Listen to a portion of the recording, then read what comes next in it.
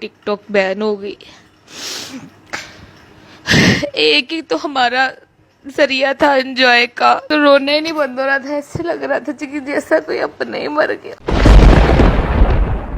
जो भी है टिकटॉक के जरिए अपना नाम बुलंद किया, लेकिन रोने वाली क्या बात है? आप तो अभी भी रोने लगी, मुझे ऐसा लग रहा है रो रही हैं। मुझे तो रोना आ रहा है ना, कि मैं आपको क्या बोलूं। ऐसा क्या गुनाह किया तो लुट गए, हाँ लुट गए। इमरान खान ने और ये पीटीआई की हुकूमत ने इसको जो बैन किया है, इससे बहुत सारा हमारा नुकसान भी हुआ। लाइक कि हम लोगों को फेम मिल रहा था, हम लोग फेमस हो रहे थे, हम लोग अच्छा एक्ट कर रहे थे, टैलेंट आगे आ रहा था। उर्दू पॉइंट की वीडियोस देखने के लिए हमारा चैनल सब्सक्राइब कीजिए और बेल के आइकन पर क्लिक कीजिए ताकि आप हमारी तमाम आने वाली वीडियो से बाखबर रह सकें। अस्सलाम वालेकुम, उर्दू पॉइंट में खुशामदीद। मैं हूं आपका मेज़बान उस्मान भट्ट। नाजरीन, पाकिस्तान में टिकटॉक को बैन हुए एक हफ्ता हो चुका है। कुछ लोगों को इसकी खुशी है, लेकिन कुछ लोग काफ़ी गमज़दा हैं। हमारे साथ इस वक्त एक ऐसे ही टिकटॉकर मौजूद हैं, शहाना सियाल इनका नाम है। टिकटॉक पर काफ़ी मशहूर हैं, लेकिन टिकटॉक जब बैन हुआ तो ये काफ़ी रोती रही हैं टिकटॉक के बैन होने पर, और इनकी वीडियो जो है वो काफ़ी वायरल भी हुई है। मेरा नाम शहाना है, शहाना सियाल। टिकटॉक बनाती थी मैं, और आज मैं सो के उठी हूँ लेट, तो मैं उठी हूँ, मुझे मैसेज आया है मेरे कज़न का कि आप ये देखो न्यूज़ क्या आई है। न्यूज़ में था कि टिकटॉक बैन हो गई। एक ही तो हमारा जरिया था एंजॉय का, एंटरटेन का। थोड़ा सा दिल लगा रहता था, टिकटॉक बना लेता है बंदा। मेरे तो रोना ही नहीं बंद हो रहा था। ऐसे लग रहा था कि जैसा कोई अपना ही मर गया। टिकटॉक बंद करने की क्या जरूरत थी? टिकटॉक की किसी के साथ कौन सी दुश्मनी थी? घर वाले इतने खुश हो रहे, मम्मा को मैंने बताया, भैया को बताया, भतीजी को बताया, सब इतने हैप्पी हो रहे थे। अच्छा, पर टिकटॉक बंद हो गई। हम इनसे जानते हैं कि इनको रोना क्यों आखिर आ गया। टिकटॉक ही बैन हुआ था, आखिर क्या हो गया था जो इनको इतना रोना आया कि रोती रही हैं। अस्सलाम वालेकुम। वालेकुम सलाम। ये बताएं कि टिकटॉक बैन हुआ था, टिकटॉक बैन होने पे कौन रोता है? क्यों रोना आ गया आपको? देखिए, ये आप टिकटॉकर से पूछे ना जिनको पाबंदी लगाई गई है, और ये हमें कितना रोना है और कितने हमें तकलीफ़ हुई है इस बात की। ये तो या टिकटॉकर्स जान सकते हैं या फिर मेरा दिल जान सकता है। बस मैं आपको ये कह सकती हूँ। और इमरान खान ने और ये पीटीआई की हुकूमत ने इसको जो बैन किया है, इससे बहुत सारा हमारा नुकसान भी हुआ। लाइक कि हम लोगों को फेम मिल रहा था, हम लोग फेमस हो रहे थे, हम लोग अच्छा एक्ट कर रहे थे, टैलेंट आगे आ रहा था।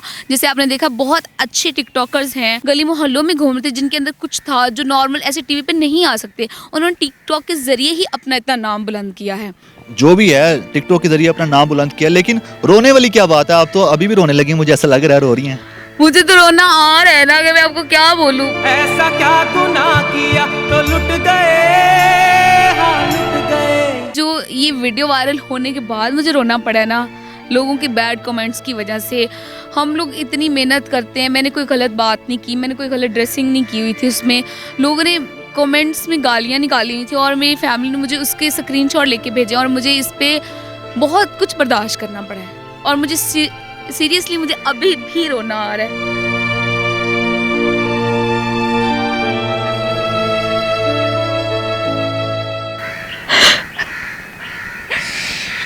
नहीं, इतनी दुखी क्यों है आप? टिकटॉक ही बंद हुआ है ना, टिकटॉक से क्या आप कमा रही थी? क्यों आप रो रही हैं? कमा नहीं रही थी टिकटॉक से। मैंने ये वीडियो कोई प्री प्लान नहीं बनाई है, ये एकदम से मैंने बनाई और मैं वायरल हो गई। इसमें मेरा कोई कसूर नहीं है। उसमें तो मैं सही में रो रही थी, उसमें मेरा दुख था, ठीक है। उसमें मैंने जब एकदम से देखा कि मेरी वीडियोस मुझे शो नहीं हो रही, टिकटॉक नहीं चल रहा। एक्चुअली मैं रोना इस बात का था कि सारी वीडियोस ही नहीं शो हो रही। और मुझे जो धचका लगा, मैंने इतने टाइम से मेहनत की थी, मैंने वीडियोस बनाई हुई थी, वो गायब हो जाएं, या आपकी कभी अच्छी फ़ोटो आ जाए, कोई डिलीट कर, गुस्सा आता है। तो वो मैंने अपना दिल का दुख ऐसे मतलब, और सही में मैंने वीडियो में बनाया, और मुझे नहीं पता था कि वो इतना ज़्यादा चल जाएगा, इतना ज़्यादा वायरल हो जाएगा, ठीक है। और उसके बाद जो मुझे लोगों की बातें सुननी पड़ी, लोग इतने कमेंट्स बैड कर रहे थे, ये है वो है, सर पे दुपट्टा ले लें, ये कर लें वो कर लें। देखिए, आज मैं सर पे दुपट्टा इसलिए लेके आई हूँ, ना तो आप अच्छे को जीने जोगा छोड़ते हैं, ना आपको बुरे को जीने जोगा छोड़ते, आप किसी को तो छोड़ दें। मैं देखिए, आप मुझे बुरा कह रहे थे, ऐसी है वैसी है, मैं लोगों को कहूँगी कि आप अच्छे घरों के लोग हैं, आप एटलीस्ट बैड कमेंट तो नहीं करें। आप किसी की शख्सियत को इतना हर्ट नहीं करें। मैं मेडिसिन खा के सोती रही हूँ, मुझे मेरी नींदें उड़ गई, मेरी आंखों के बाहर गट्ठे पड़ गए। मैंने इतना मेकअप नहीं, मैं थोड़ा सा हल्का फुल्का किया ताकि थोड़ी सी मैं अच्छी लगूँ, मेरा मुँह बिल्कुल डल नहीं आए। और मैं आपको इंटरव्यू देने का मकसद ही सिर्फ यही है कि लोग इस बात को जान सकें कि लेडीज़ के ऊपर इस तरह से बातें नहीं करनी चाहिए आपको। अगर तो टिकटॉक पाकिस्तान में हमेशा के लिए बंद कर दिया जाता है, मैं तो मतलब कि पक्की स्टैंप लग जाती है ये कभी खुलेगा नहीं, तो अगर आपको कोई सदमा पहुंचता है क्योंकि आप काफ़ी दुखी हैं, तो उसके ज़िम्मेदार कौन होंगे? देखिए, अगर मुझे सदमे से कुछ हो जाता है तो उसका ज़िम्मेदार कौन होगा? उसका ज़िम्मेदार वही होंगे जिन्होंने टिकटॉक बैन की है, क्योंकि मैं इस टिकटॉक की वजह से मुझे बहुत कुछ बर्दाश्त करना पड़ रहा है, ठीक है? बाहर के लोग भी बोल रहे हैं, घर के लोग भी बोल रहे हैं, और ये डिप्रेशन मुझे लेके डूबे। अब ये अगर मेरी वीडियो टिकटॉक को नहीं खुलवाती है तो फिर मुझे तो कुछ हो ही जाना है।